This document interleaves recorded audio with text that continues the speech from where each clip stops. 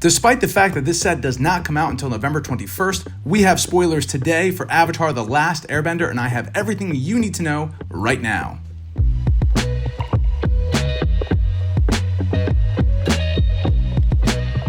Hey, thanks so much for stopping by. I'm the Nerdy Attorney. I appreciate you checking out the channel. Make sure you like, subscribe, do all the things to let the algorithm know you like this channel and you'd like to see more. It helps out more than you know.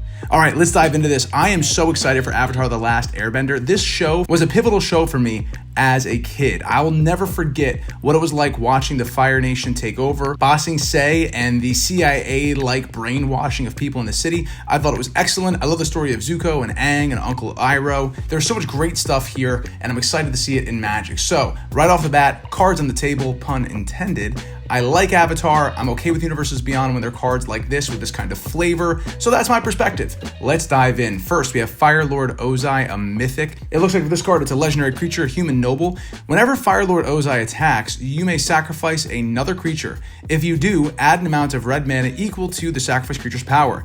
Until end of combat, you don't lose this mana as steps end. That's super cool. You can pay 6 as an instant, exile the top card of each opponent's library. Until the end of turn, you may play one of those cards without paying their mana cost. It's a 4/4 for 4. That's incredible. I think this is a really pushed card, and I think it's going to be fun in my Deadpool deck, to be honest. My Deadpool deck's theme is you do well, I do better. I like taking your stuff and playing it, and if it's red and black, it's going to go in. Then we have the Great Henge with a reprint called the Banya Tree. It looks really cool. We know what that does. Force of Negation. Now, as much as I love Avatar, this does look more like a screenshot than custom art. And maybe that's just because it's a spoiler. The resolution looks a little bit lower. I'd be curious to see how these actually translate in the physical cardboard. But of course, we already know what Force of Negation does. Then we have Hakoda, Selfless Commander. He's a legendary creature, human warrior ally, a 3/5 for 3 colorless and a white. Vigilance, it looks like this is from the commander decks. You may look at the top card of your library anytime. You may cast ally spells from the top card of your library. Sacrifice Hakoda, creatures you control gain +0/+5 and gain indestructible to end of turn. Pretty good, basic white stuff. Not crazy excited about that one, but it does look good if you're going to be doing that Katara ally combination. Then Fire Nation attacks. This is just an uncommon. Create 2/2 red soldier creature tokens with Firebending. Now we can see what Firebending is. Whenever a creature with Firebending 1 attacks, add 1 red mana. This mana lasts until end of combat, so you get to create mana as you Firebend, which is really cool. And this is a flashback cost of 8 and a red, so you can use it again and you'd still get that Firebending discount. Then we have Earthbending Lesson. This has Toph and Aang on the cover with Momo flying in the background. Gotta love that. Earthbend 4. Target land you control becomes 0/0 creature with haste that's still a land. Put 4 +1/+1 counters on it. When it dies or is exiled, return it to the battlefield tapped. That is sick for landfall triggers. I like that. So target land you control becomes a 0/4. It's going to die. You can send it into combat knowing it'll re-enter the battlefield tapped, which means it gives you another landfall trigger. Between what we just got with Edge of Eternities with incredible landfall mechanics, we're going to boost it with Earthbending. I'm calling it now. An Earthbending landfall deck with Edge of Eternities and Avatar staples is going to be unbeatable. Can't wait to see how that's going to play out. Now, the showcase, the headliner, Avatar, Aang. It's a red, green, white, and blue for its casting cost. Legendary creature, human avatar, ally, mythic. He's a flying Firebending 2. Whenever you Waterbend, Earthbend, Firebend, or Airbend, draw a card. Then, if you've done all 4 of these, transform Aang. Let's see what he looks like on the other side. Aang, Master of Elements. He's a legendary creature, avatar, ally, flying. Spells you cast cost Wooburg less to cast. All right, we got a little more fun effect here, not bad. At the beginning of each upkeep, you may transform Aang, Master of Elements. If you do, you gain 4 life, draw 4 cards, and put 4 +1/+1 counters on him, and he deals 4 damage to each opponent. Pretty flavorful. He's a 6/6. I like how you get a little bit of what the color pie is known for doing, as Aang gets to touch every bit of those elements. Pretty cool. I like that. I think he's going to be a lot of fun to build around. Then we have Katana the Fearless. It's a green, a white, and a blue legendary creature, human warrior ally. This also appears to be from the commander decks. I'm guessing is the one where you see the little Aang logo on there. If a triggered ability of an ally you control triggers, that ability triggers an additional time. We've known about this one for a while. This caused a lot of spikes in the market for ally-related cards, so not entirely surprised to see this one here. Next, we have a Shrine, a legendary enchantment, Southern Air Temple. It's 3 and a white. Whenever Southern Air Temple enters, put X +1/+1 counters on each creature you control, where X is the number of shrines you control. Whenever another shrine you control enters, put a +1/+1 counter on each creature you control. I love this. A shrine strategy is going to be a ton of fun. Probably much more fun in a standard format when you have multiple of the same cards, and it's easier to get those shrines out. But if there's enough shrines, you could have this with a Lands Matter deck, or maybe even the one from Commander Masters where lands are every type. That would be kind of fun. Put everything counters on things and now get the shrine benefit. That could be fun. I can see those slotting in nicely into that deck. On to the next, the Cabbage Merchant. I'm very excited to see him get a call out here with his own card. He's 2 and a green, legendary creature, human citizen. Whenever an opponent casts a non-creature spell, create a food token. I love it. It's an artifact. We know what a food token is. Whenever a creature deals combat damage to you, sacrifice a food token. Tap 2 untapped foods you control, add 1 mana of any color. This is interesting. He's a 2/2 for the cost of 3. I like the idea that we could create more food tokens. Chatterfang would like this because he would make more squirrels as those tokens are made.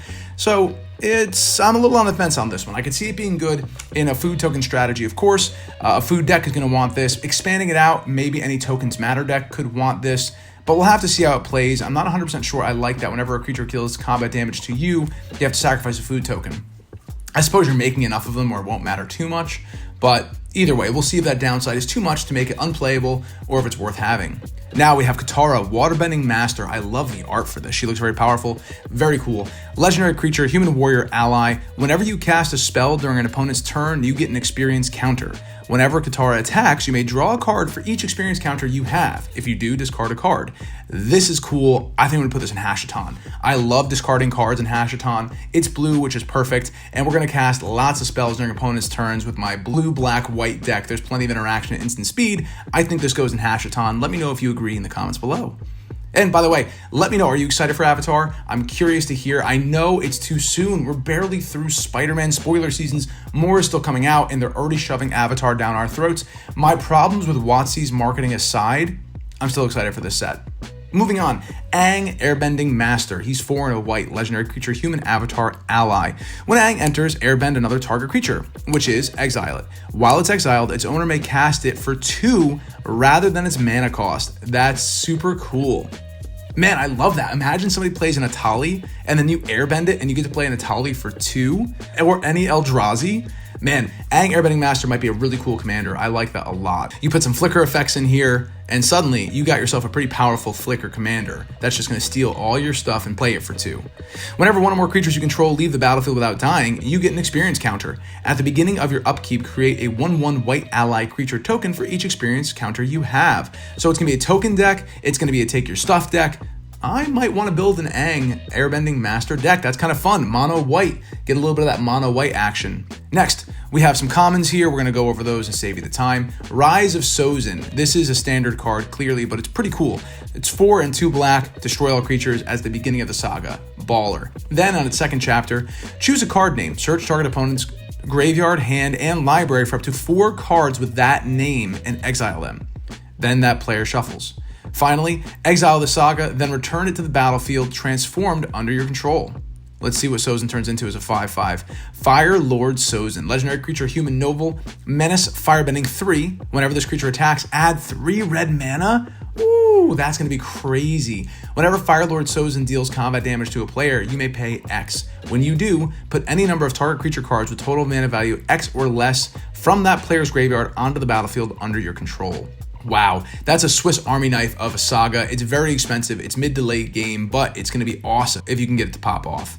Next, Redirect Lightning. Amazing flavor having Zuko pulling that in like he's fighting his crazy sister Azula and throwing it back out. It's an instant lesson. I don't think I've ever heard of a lesson type before. I think we have a new archetype here. As an additional cost of the spell, pay 5 life or pay 2.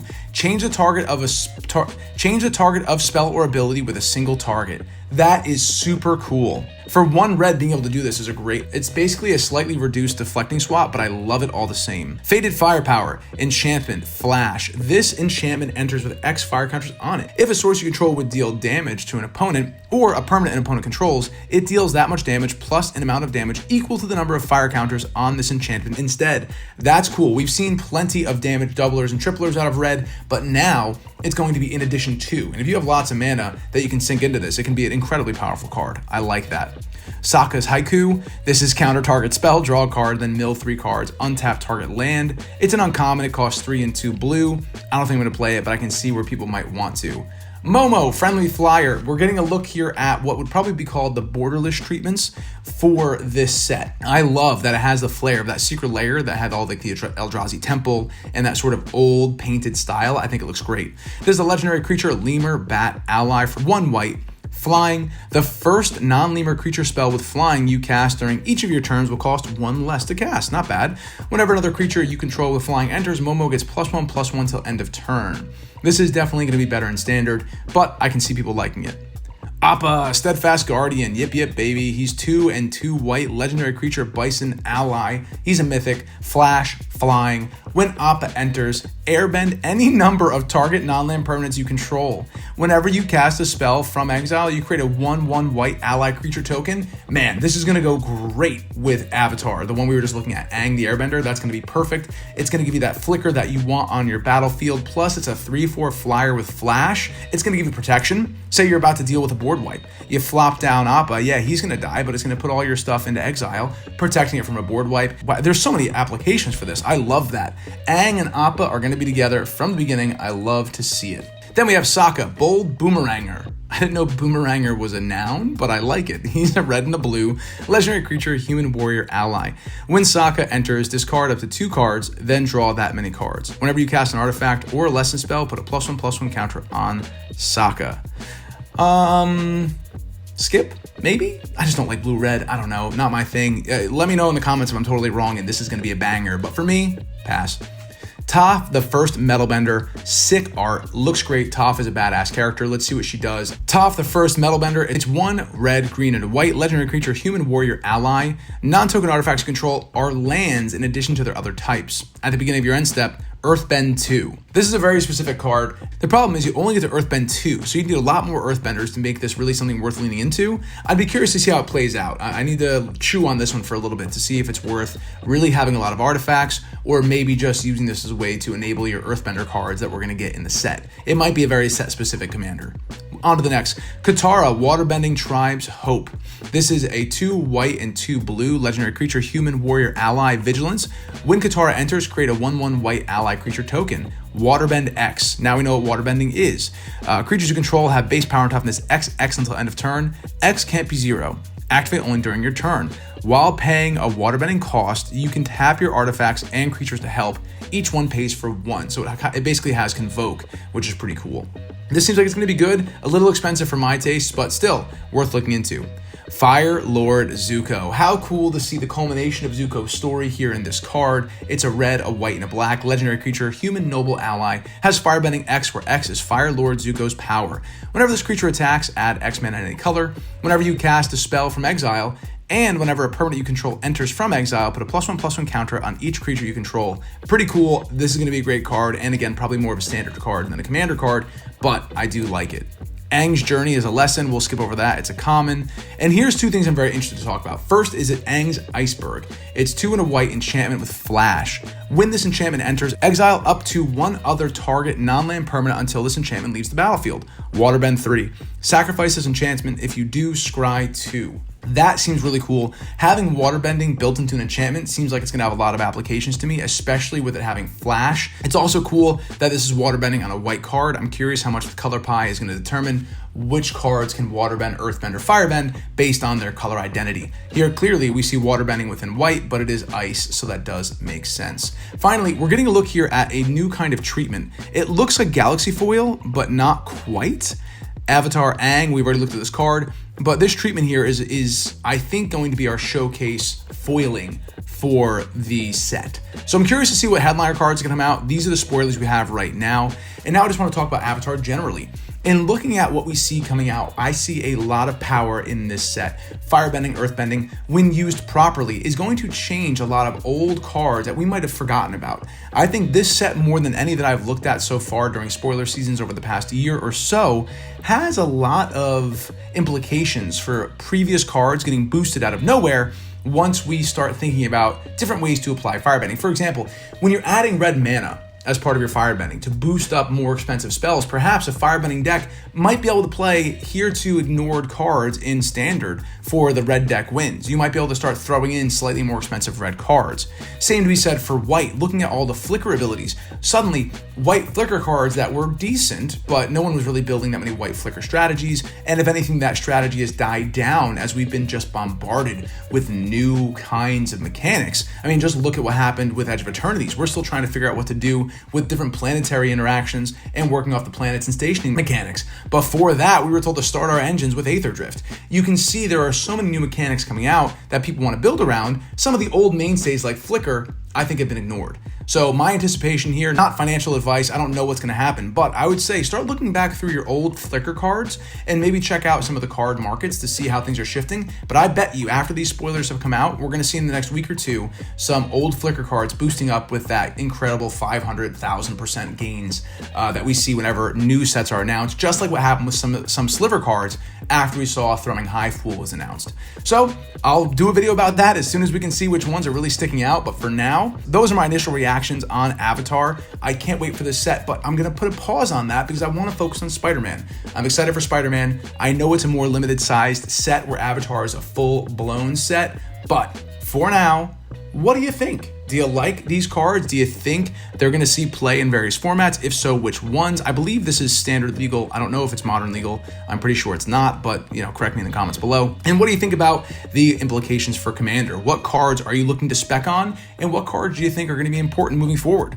Well, thanks for stopping by. If you like this video, check out some of my other market reaction videos and spoiler videos. My most recent is here. And then also I do box openings. I just did a box battle between two Edge of Eternity collector boosters. It's a real nail biter. It goes back and forth with who's the victor until the very end.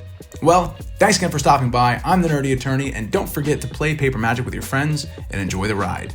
Until next time, court is adjourned.